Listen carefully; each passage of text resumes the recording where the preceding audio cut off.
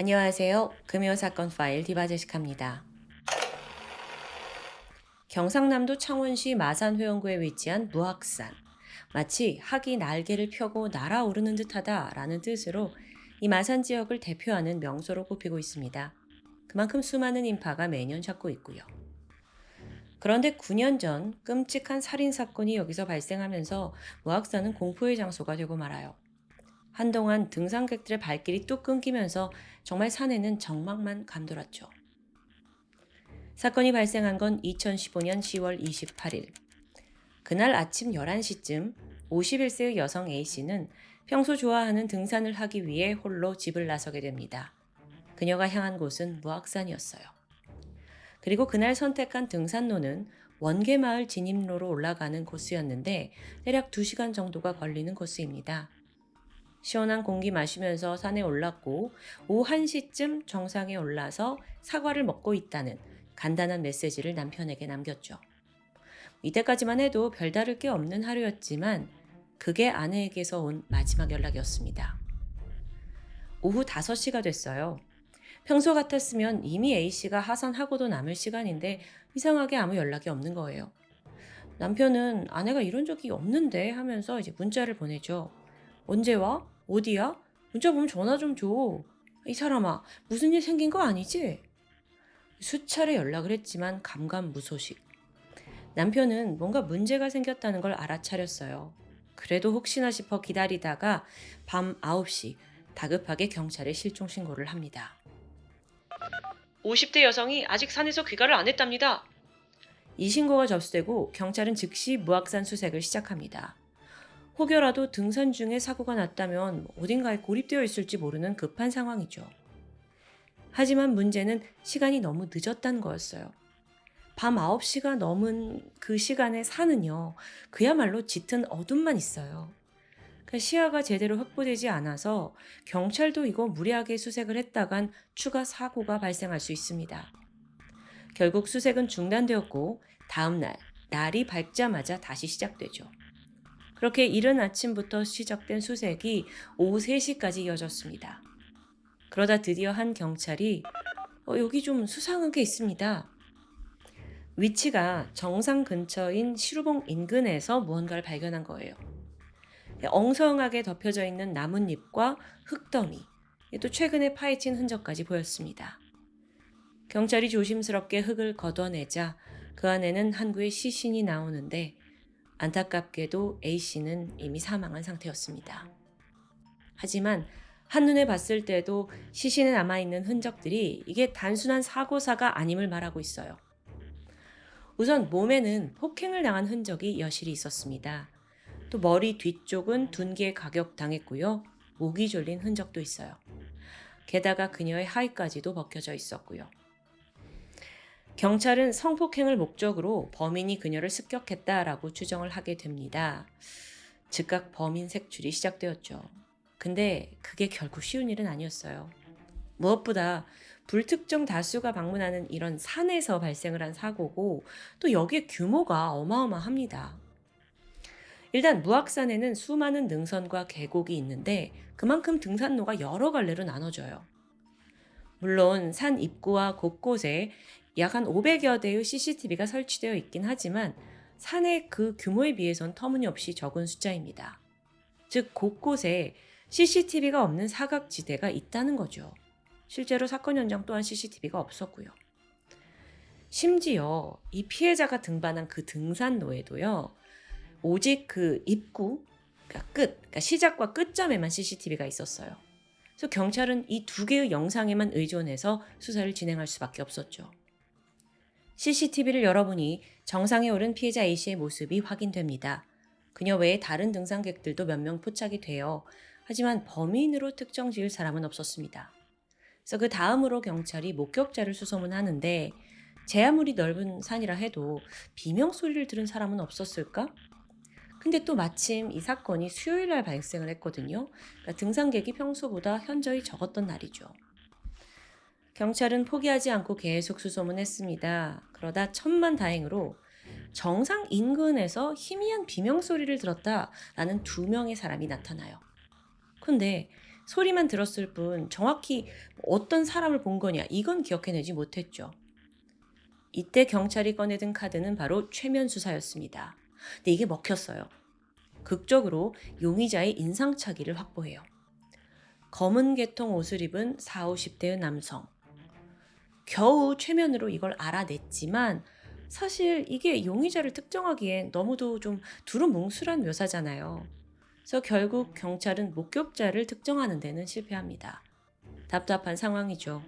그래도 희망은 있습니다. 이번에 경찰은 현장에서 찾은 피해자의 유류품 또 시신에 남아있는 DNA 정밀 검사를 진행했어요. 그런데 그 어느 것에서도 유의미한 게 나오질 않는 거예요. 현장에서 발견된 혈흔도 다 A씨 것이었고요. 그 다음으로 경찰이 주목한 건 피해자의 핸드폰인데요. 사실 현장에서 그녀의 소지품 중 유일하게 핸드폰이 사라졌습니다. 이건 범인이 가져갔을 가능성이 지금 큰 거예요. 그러니까 이거야말로 그를 추적할 수 있는 마지막 단서였죠.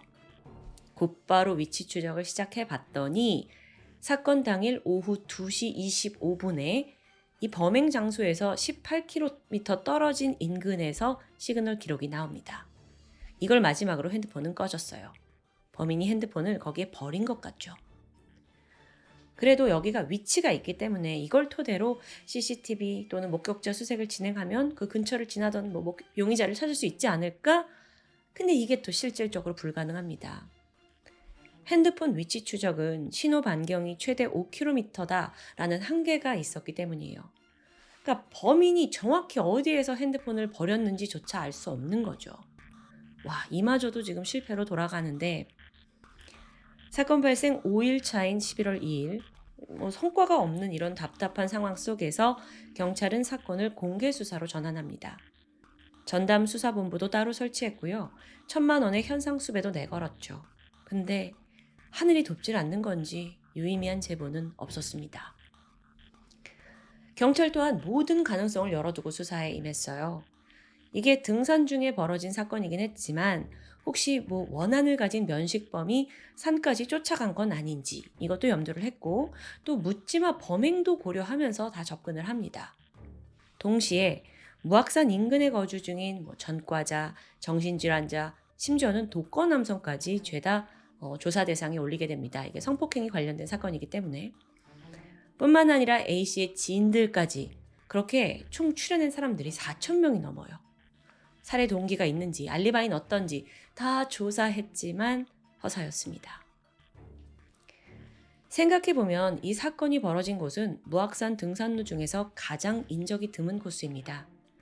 오르는 내내 CCTV가 없어서 완벽한 사각지대예요. 그러니까 범인은 무악산을 잘 알고 있는 게 아니냐라는 추정이 나왔죠.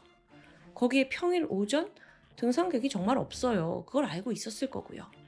그럼 대체 범인이 누구냐고요. 그 정체에 대해서 수많은 가설이 떠올랐지만 수사는 100일째 답보 상태였습니다. 그러다 보니 세간의 관심도 점점 사그라들죠. 경찰들은 지쳐가죠. 수사본부의 해체까지 고려하게 됩니다. 그러다가 사건 발생 6개월 차에 접어든 2016년 4월 경찰이 정말 마지막이다라는 심정으로 DNA 재감정을 의뢰합니다. 대신에 이번엔 국가수가 아니라 대검찰청 소속의 과학수사과에 감정을 의뢰해요. 이때까지만 해도 혹시나 하는 마음이 전부였어요. 근데 놀랍게도 감정 결과에서 이번엔 타인의 흔적이 발견된 겁니다. 이게 정확히는 죽은 피해자의 등산 장갑에서 범인의 땀이 검출된 거예요. 정말 처음으로 나온 결정적인 증거였고요. 과학수사과는 즉시 DNA 추출했고 경찰은 이 결과를 범죄자 데이터베이스에 입력합니다. 그러자 99% 일치, 용의자가 바로 특정되게 됐죠. 그는 바로 47살의 정씨. 그런데 기록을 보니까 대구 구치소에 수감 중이더라고요. 어찌된 일인가 보니까 그 살인사건이 발생하고 3개월 후인 2016년 1월에 절도 혐의로 1년 4개월 선고받고 복역하고 있더라고요. 그러니까 살인사건 발생한 후에 감옥에 갇힌 거죠. 참고로 우리나라에서는 2010년부터 DNA 신원 확인 정보의 이용 및 보호에 관한 법률이 시행됐습니다. 그래서 여기에 따라서 경찰은 모든 수감자의 DNA를 확보해서 데이터베이스를 구축하게 돼요. 사실 정 씨는 1999년에도 이미 성폭력 범죄로 인해 7년형을 선고받은 전과자였어요. 근데 1999년이었잖아요. 그때는 DNA 기술도 없었고 또 법률도 없어서 정 씨의 그 DNA 정보가 미처 저장되지 못했던 겁니다. 그러다 다행히 2016년에 체포됐을 때 데이터베이스를 이제 수집하게 되면서 결국 살인 사건의 용의자로 특정될 수 있었던 거고요. 그런데 이 정 씨라는 사람이 앞서 지금 6개월간 계속 힘겹게 경찰 조사를 하던 와중에 단 한 번도 용의선상에 오르지 않았던 사람입니다. 그러니까 사실 그 DNA 증거가 없었다면, 땀에서 나온 그 DNA 없었다면 이 사건 그대로 미제로 남았을지 몰라요. DNA 통해서 사건 발생 189일 만에 정 씨가 체포됩니다. 그러면서 그날의 잔혹한 진실도 함께 드러났죠. 원래 정 씨는요, 경상남도 거제시에 살고 있었습니다. 그러다가 2016년 10월 3일에 구직을 하려고 마산으로 이사를 오게 돼요. 어시장 기웃거리면서 일자리를 찾으려 했지만 녹록지 않았습니다. 거듭되는 취업 실패에 정 씨가 점점 지쳐갔고, 그러던 10월 28일 마산으로 온 지 얼마 안 된 시점이에요. 정 씨가 스트레스도 풀고 힐링도 할 겸 무악산을 찾게 됩니다. 그리고 마산 여중 인근의 등산로를 통해서 오르기 시작했죠. 이때까지만 해도 정말 지극히 평범한 힐링 산행이었어요. 자기도 스트레스 풀러 간 거니까. 새소리 듣고 공기도 좋고 잠시나마 기분이 좋아지는 듯 했죠? 그런데 문득 정상에 도착해서 A씨를 우연히 마주한 순간 그는 갑자기 성욕이 들끓기 시작합니다. 그리고 그때부터 A씨를 뒤따르기 시작해요. 피해자는 정상을 찍고 나서 다시 올라왔던 그 원계마을 방향으로 하산을 하게 되거든요. 근데 정 씨가 조용히 그녀를 뒤따라갔어요.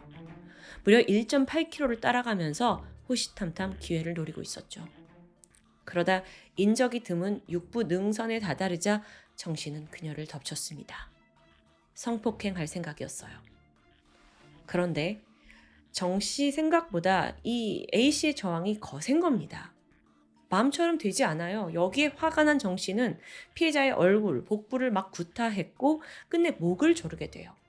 근데 이때 피해자가 머리를 세게 부딪힙니다. 사실상 이 충격으로 숨을 거두게 된 거예요. 근데 이때 범인 정 씨는 피해자가 이제 사망한 걸 눈치채지 못한 채 그녀를 더 깊은 풀숲으로 끌고 들어갔습니다. 그리고 정신없이 하의를 벗기던 순간 이상함을 눈치채요. A씨가 아무런 미동이 없는 겁니다. 범인은 당황했고 대충 옆에 보이는 나뭇잎 흙, 시신을 가린 후에 그곳을 떠났습니다.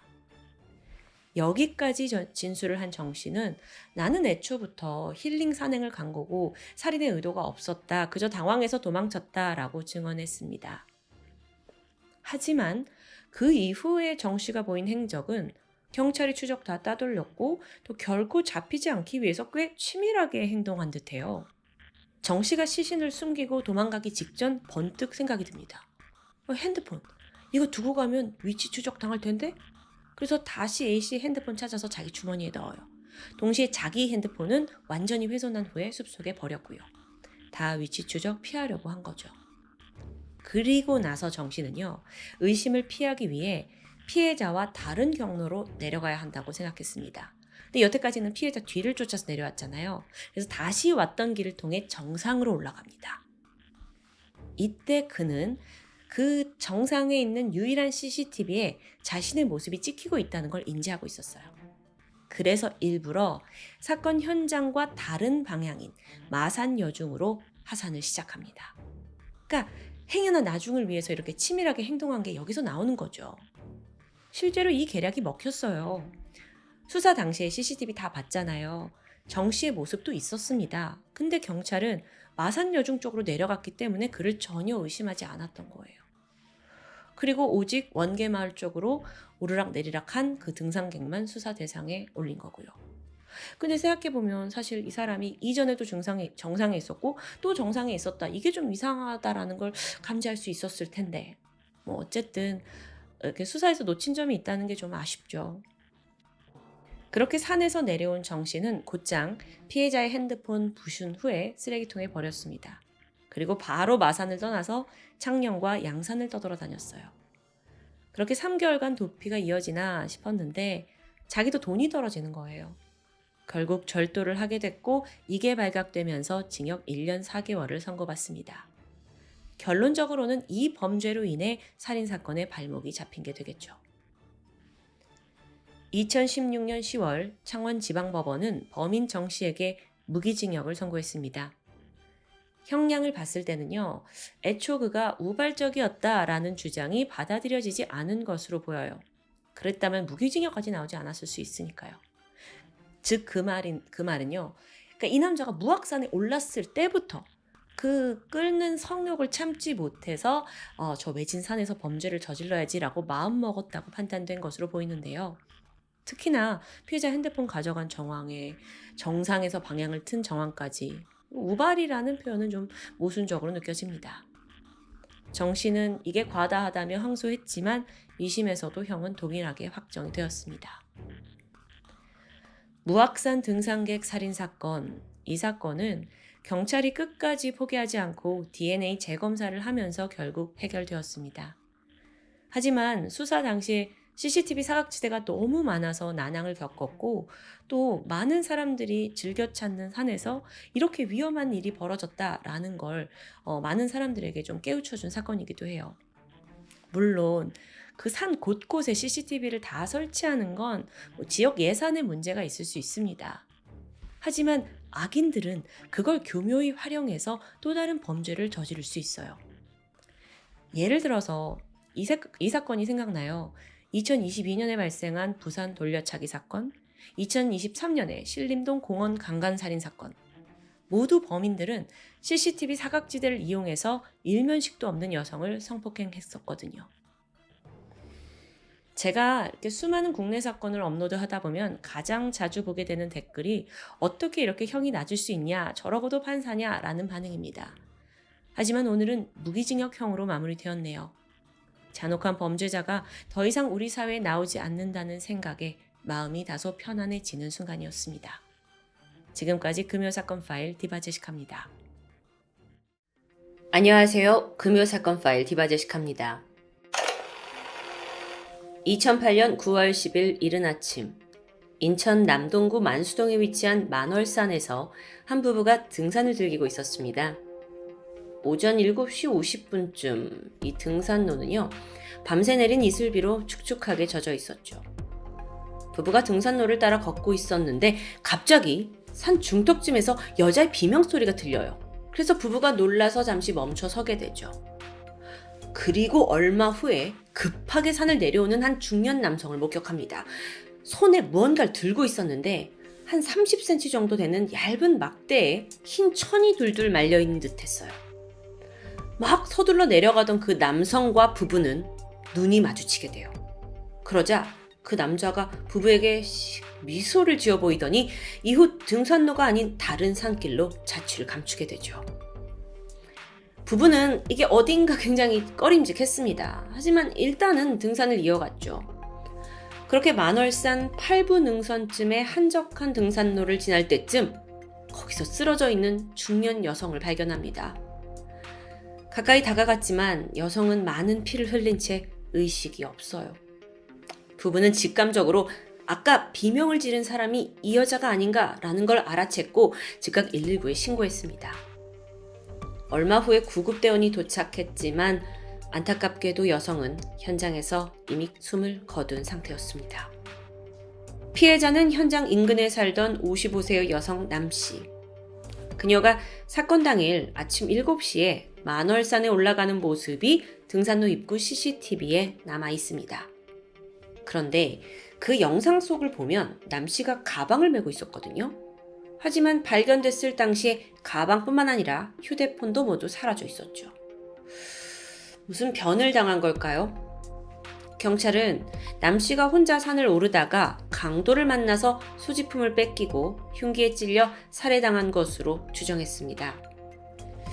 이 피해자의 목과 가슴, 팔에 수차례 칼에 찔린 흔적이 남아 있었어요. 그중에 결정적인 건 목에 찔린 상처였죠. 안타깝게도 범행을 목격한 사람은 아무도 없습니다. 현장은 그때 이슬비가 내렸잖아요. 그래서 발자국이나 이렇다 할 DNA조차 전혀 남겨져 있지 않았고요. 어쩔 수 없이 경찰은 그날 만월산을 찾은 등산객 전부를 용의선상에 올리게 됩니다. 근데 이게 현실적으로 문제가 있죠. 만월산이 인천에 있는 만수동, 간석동, 부평동 모두 인접해 있거든요. 공식적으로 알려진 등산로만 10개입니다. 그리고 그 근처 주민들이 오가는 샛길까지 포함하면 입구가 수십 개예요. 게다가 당시 그 CCTV 화질마저 좋지 않았고요. 게다가 샛길에는 당연히 설치가 되어 있지 않았고요. 그러니까 등산객 모두를 파악하는 것조차 불가능에 가까웠죠. 그래도 현장에서 발견된 유일한 증거가 있습니다. 바로 시신의 곁에 남겨져 있던 담배 2갭이에요. 이게 장미라는 브랜드인데 일반 담배보다 좀 길쭉하고 얇은 게 특징입니다. 이 2개비를 좀 조사를 해보니까 한 개에는 죽은 피해자의 타액이 묻어 있어요. 그리고 다른 한 개에서는 신원 미상 남성의 타액이 검출되죠. 피해자 가족 증언에 의하면 숨진 남 씨는 흡연자이긴 했습니다. 하지만 장미 브랜드를 피우진 않았다고 해요. 그렇다면 담배는 용의자의 것일 확률이 매우 높습니다. 이 두 사람이 같은 자리에서 담배를 나눠 피웠다고 볼 수 있겠죠? 그렇다면 혹시 면식관계 아닌가? 라는 추정도 가능해집니다. 그래서 경찰이 주변 인물 또 그 중에서도 흡연자분들의 DNA를 다 대조하면서 추적이 시작되죠. 이거 엄청난 추적일 것 같은데 당시 그 DNA 그 조사 대상자만 1,054명이었다고 해요. 그래서 이게 단일 사건에서 DNA를 정말 최다 수집한 전례 없는 수사였다고 하는데요. 근데 그 수색에도 불구하고 일치하는 사람은 한 명도 나오질 않는데요. 그렇게 사건 발생 17일이 지난 9월 27일 경찰에 제보 한 통이 들어옵니다. 제보자는 만월산에서 먹고 자던 한 노숙자분이셨는데 얼마 전에 자기가 아침에 잠을 자다가 근처 배수로에서 누군가 빨래를 하는 소리를 들어서 잠에서 깬 적이 있다고 해요. 그래서 이런 일이 없는데 하고 가보니까 배수로 쪽에 부러진 과도와 라이터를 발견했다는 제보였습니다. 경찰이 즉각 그곳에 가보는데 여기는 그 범행 현장에서 약 500m 정도 떨어진 만월산 터널 옆에 있는 배수로예요. 정말 가보니까 거기에 담배 한 갑 그리고 담배 꽁초가 발견되는데 이게 장미 브랜드였죠. 이게 다가 아닙니다. 과도 한 개가 종이로 둘둘 말아져서 노란색 테이프로 고정된 칼집 모양의 물건까지 남겨져 있었어요. 근데 이 칼집에 종이를 좀 살펴보니까요. 이게 특이합니다. 다이어리 캘린더 속지예요. 그러니까 이게 범인이 아무래도 칼을 그냥 들고 다닐 수 없으니까 그 다이어리 속지로 이걸 이렇게 감추기 위해서 싸고 다녔던 것 같은데요. 범행을 저지른 후에 배수로에 와서 칼에 묻어있는 혈흔을 씻어낸 후에 여기다가 버린 것으로 추정할 수 있겠죠. 자, 이제 이 과도가 중요합니다. 이 과도에서 소량의 혈흔이 검출이 돼요. 근데 이게 안타깝게도 DNA를 검출할 수 있을 정도는 아니었죠. 굉장히 중요한 증거가 발견이 됐음에도 불구하고 사건이 진척 없이 결국에 미제로 남고 말았죠. 끝은 아닙니다. 그로부터 4년이 지난 2012년 9월 갑자기 새로운 용의자가 떠올랐어요.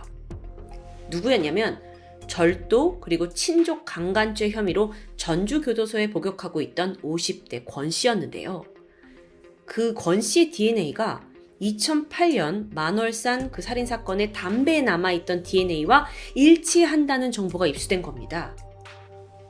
자, 이게 왜 4년이 흐른 뒤에야 이 소식이 들린 거냐? 그 사이에 법률이 개정됐기 때문이에요. 2010년 7월부터 대한민국에서는 DNA 신원 확인 정보의 이용 및 보호에 따른 법률, 일명 DNA법이 시행되었습니다. 그러니까 이게 뭐냐면 쉽게 말해서 범죄자의 DNA를 수집하고 저장하는 게 가능해진 겁니다. 그 전까지만 하더라도 경찰은 범죄자들의 유전자 정보를 저장하고 있을 수는 없었다고 해요. 단지 현장에서 DNA가 발견되잖아요? 그러면 주변인들의 DNA를 채취해서 이걸 하나씩 대조하는 게 전부였던 거죠. 정말 일이 많았겠죠. 하지만 2010년에 법이 개정이 되면서 모든 범죄자들의 DNA를 보관할 수 있게 됐고요. 이에 따라서 그 만월산에서 나온 DNA와 이 범죄자께 일치한다라는 게 나온 겁니다. 그렇게 수면에 오른 권 씨를 보니까 전과만 8범 이상인 아주 상습 범죄자입니다. 특수강도, 강간, 빈집털이, 게다가 친딸을 성폭행한 죄까지 더해져서 그는 전주교도소에서 복역 중이었죠. 과거에는요, 여성 등산객을 강간한 전과까지 있습니다. 그가 만월산이 위치한 인천에서 초등학교를 나왔거든요. 그리고 또 이 지역에 친인척이 살면서 인연이 많은 곳이었습니다. 뭐 이것저것 다 따지지 말고 우선 담배와 DNA가 일치한다는 게 가장 강력한 증거죠. 권 씨 동네에 있던 마트 사장에 따르면 권 씨가 평소 장미 담배를 즐겨 폈다고 증언이 나오기도 해요. 자, 증언 다 있어요. 그래서 인천 남동경찰서가 권 씨를 인천 구치소로 데려와서 본격적인 수사에 착수하게 되죠. 그런데 권 씨는 만월산 살인사건에 대해 강력하게 범행을 부인합니다. 자기가 강도짓은 저지르는 범죄자일지언정 내가 살인을 저지를 배짱은 없는 사람이다 라고 말하는 겁니다. 당신의 DNA가 현장에서 나왔다라는 거에 나 도대체 왜 그랬는지 전혀 알 수가 없다. 혹시 누군가 내가 피운 담배를 거기에 둔 게 아니냐, 증거가 조작된 거 아니냐라고 반발하는데요. 그러면서 그 사건이 벌어졌던 시점에 자기는 인천은커녕 천안에 있었다라는 알리바이를 대기도 했죠. 자, 여러분, 권 씨에 대해서 조금만 더 알아볼까요? 이 사람이 1997년 인천에서 강도와 성폭행을 저질렀고 10년간 교도소에 복역을 합니다. 자, 그리고 나서 이제 2007년쯤 나왔겠죠. 근데 사건이 벌어진 2008년에는 인천 도화동에 거주하면서 일용직으로 근무하고 있었어요. 그러다 사건 전날에 권 씨가 고등학생 딸과 싸움이 일어나요. 그리고 같은 날 가출한 딸을 찾아 나섰다는 행적까지 경찰에 입수되죠. 이때 그가 들고 나간 게 있는데 그게 딸의 다이어리였습니다. 왜냐면 그 다이어리에 딸의 친구들 연락처가 담겨져 있었기 때문이에요. 여러분, 다이어리요. 네, 현장 인근에서 그 발견된 칼집, 그 칼집이 다이어리 속지로 만들어졌다고 했죠. 이게 뭔가 딱딱 들어맞는 이 느낌. 그래서 경찰이 다시 증거품을 뒤져요. 그래서 현장에서 찾은 칼집 종이, 이거를 이제 펴가지고 권 씨 딸한테 보여주거든요. 그랬더니 딸이 이거 제 다이어리 속지 맞아요 라고 대답합니다. 게다가 이 다이어리가 학원에서 나눠준 거라 시중에서는 쉽게 구할 수 있는 것도 아니었죠. 권 씨가 범인이라는 게 거의 확실합니다. 자, 그래서 검찰에서는 권 씨가 등산로에서 금품을 노리고 피해자를 살해한 것으로 봤고요. 강도 살인죄로 기소를 하게 되는데요. 판결이 어떻게 나왔을까요? 2014년 1심 재판에서 권 씨에게는 무죄가 내려집니다. 무죄요. 판결의 이유 들어볼까요? 권 씨의 주장대로 권 씨 타액이 묻은 담배꽁초가 범행과는 무관하게, 그러니까 살인과는 무관하게 현장에 그냥 떨어져 있을 가능성도 있지 않느냐, 배제할 수 없다라는 이유입니다. 아니 그럼 그 다이어리 속지는요? 딸이 이 다이어리 속지는 제게 맞습니다 라고 인정을 했지만 재판부는 진술만으로는 증거 능력이 없다고 판단했어요. 게다가 국과수 또한 그 현장에서 발견된 과도 있잖아요. 과도, 범행도구. 과도가 이게 확실히 그 남씨 여성을 살해한 범행도구라고 단정할 수는 없다라는 의견이 나와요. 왜 그러냐? 발견 당시에 과도의 끝이 좀 부러져 있었어요. 자, 이 끝이 부러져 있었다는 건 과도가 뭔가 피해자의 뼈를 찔렀을 때 나타나는 흔적일 수 있어요. 그런데 부검을 했을 때 피해자의 몸에서 과도가 부러질 만한 상처가 없었기 때문이었죠. 그러니까 과도가 부러졌다는 부분이 이게 이 사건과 전체적으로 앞뒤가 안 맞는다는 겁니다. 게다가 여러분 앞서 기억하세요. 등산객 부부가 내려오고 있는 어떤 범인으로 의심되는 남성을 마주쳤잖아요. 그때 씩 웃었고요. 자, 이 부부가 있습니다. 그래서 그들에게 권 씨의 현재 사진을 보여주게 됐는데 이때 부부가 뭐라고 하냐면 이 사람보다 살이 좀 더 있었던 것 같은데 이거 살이 좀 많이 빠진 것 같아요. 그러다 보니까 똑같은 사람인지는 잘 모르겠어요. 라는 대답을 하게 됩니다.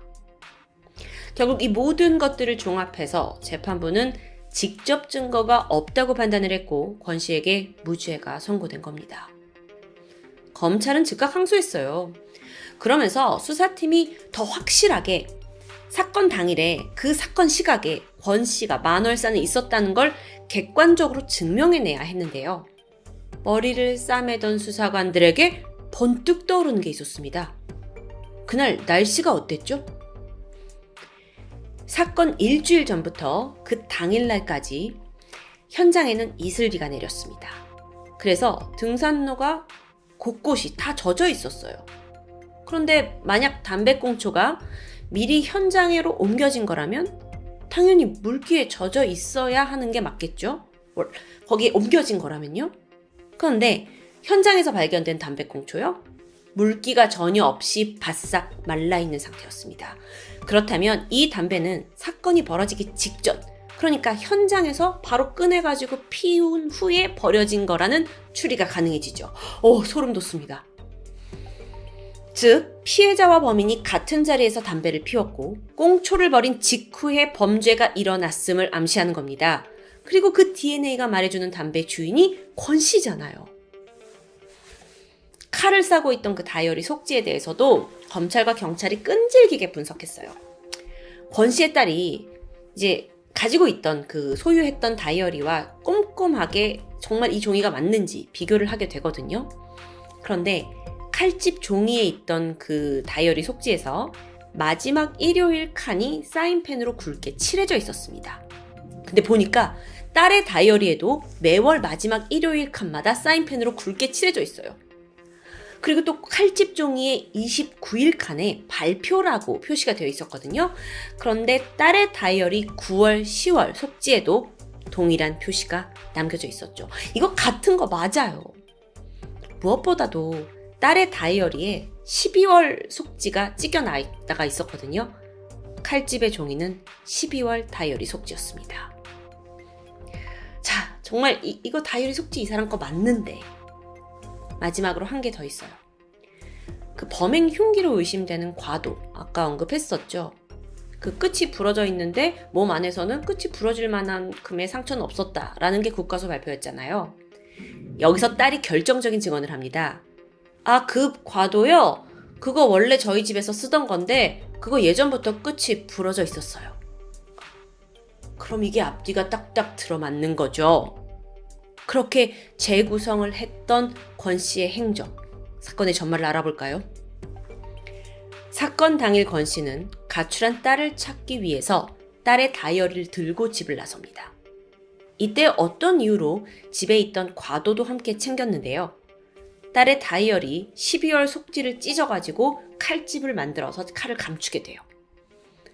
권 씨는 그날 오전 일찍 만월산에 올라갑니다. 그리고 우연히 피해자 남 씨를 만나서 장미 담배를 나눠 폈죠.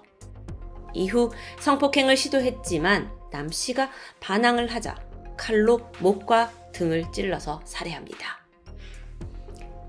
사건 직후에 그는 CCTV와 또 각종 교통 카메라에 자기가 찍힐 걸 두려워했어요. 그래서 거기서부터 걸어가지고 충남 천안까지 내려가게 돼요.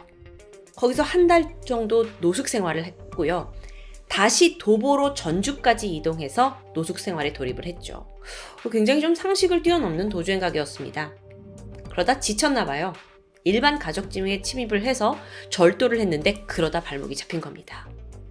그렇게 수감이 되면서 살인사건도 피해갔다 싶었지만 범죄자 DNA 수집 결과가 일치하면서 꼬리가 잡혔던 겁니다. 와, 오늘 사건 뭔가 저에게 약간 희열이 느껴지는데 2014년 9월 항소심이 진행됩니다. 그 결과 권 씨에게는 1심을 뒤엎은 징역 20년이 선고되었죠. 2심 재판부는 범인이 현장에서 피해자와 함께 담배를 피웠다라고 보았고요. 칼집이 딸의 다이어리 속지가 맞다. 그리고 이 과도도 범행 흉기가 맞다라고 모두 인정합니다. 유일한 목격자였던 그 부부가 권 씨 사진을 알아보지 못한 건 그동안 권 씨가 굉장히 오랫동안 노숙 생활했잖아요. 그래서 체중이 완전히 많이 빠진 거예요. 그래서 못 알아봤다는 부분도 인정이 됩니다. 2015년 2월 대법원은 권 씨에게 징역 20년형을 확정하게 되죠. 이 사건 정말 참 다이나믹하죠. 그러면서도 작은 증거에도 아주 꼬리에 꼬리를 무는 추리를 이어나간 그 수사관 분들이 정말 대단하게 느껴지는데요. 이 사건은 간접 증거로 살인이 인정된 케이스로 남아 있습니다. 물론 그 담배에 남아있는 DNA가 확실한 직접 증거 아니냐라고 생각하실 수도 있는데, 직접 증거라는 건 범인이 범행을, 그러니까 살인을 저지르는 장면을 누군가 목격했다라는 것처럼 저 사람이 범인이에요 라는 걸 정확하게 말할 수 있는 결정적인 증거를 의미한다고 해요. 증거를 바탕으로 범인을 추리해야 하면 그건 직접 증거라고 볼 수 없는 거죠. 이 사건의 경우에는 권 씨가 그 피운 담배를 현장에 버리는 걸 본 사람이 없는 거예요. 그래서 담배에 남은 DNA는 간접 증거로 됩니다. 1심에서 무죄를 선고받아서 우리를 답답하게 했지만 결국에는 유죄를 이끌어낸 이 사건. 끝까지 포기하지 않고 노력해주신 수사관분들에게 정말 감사를 표하고 싶습니다. 사건을 담당했던 인천 남동경찰서 강력 4팀장님은 이런 말을 남기셨어요. 이제는 과거와 다르게 죄를 지으면 꼭 잡히는 시대입니다. 날이 갈수록 발전하고 있는 과학기술, 거기에 끈질긴 수사까지 더해진다면 비록 목격자, 직접 증거는 없다 하더라도 충분히 죄를 입증할 수 있는 그런 시대가 되었습니다. 그리고 그걸 확실하게 보여주는 게 바로 오늘의 사건이었고요. 지금까지 금요사건 파일 디바제식합니다.